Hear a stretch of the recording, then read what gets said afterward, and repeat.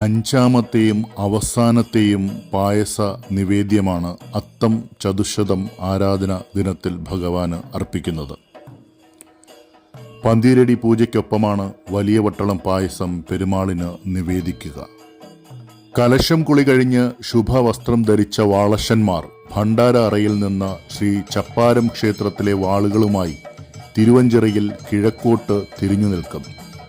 ഇക്കര ക്ഷേത്രത്തിലെ ദേവന്റെയും ദേവിയുടെയും തിടമ്പുകളുമായി പാലക്കുന്ന് നമ്പൂതിരിയും പടിഞ്ഞീറ്റി നമ്പൂതിരിയും തെക്കോട്ട് തിരിഞ്ഞു നിൽക്കും. ഈ തിടമ്പുകളിൽ നിന്ന് ദേവചൈതന്യം വാളുകളിലേക്ക് ആവാഹിക്കുന്ന ചടങ്ങാണ് വാളാട്ടം. പ്രായക്രമത്തിൽ ഓരോരുത്തരും ഇത് ആവർത്തിക്കുകയും ഓരോരുത്തരായി തിരുവഞ്ചിറയിൽ ഓരോ പ്രദക്ഷിണം നടത്തും. ഇത്തരത്തിൽ 3 വാളശന്മാരും ഓരോ പ്രദക്ഷിണം കഴിഞ്ഞാൽ വാളാട്ടം സമാപിക്കും. വാളാട്ടത്തിനു ശേഷം വാളുകൾ ഭണ്ഡാര അറയിൽ സൂക്ഷിക്കും.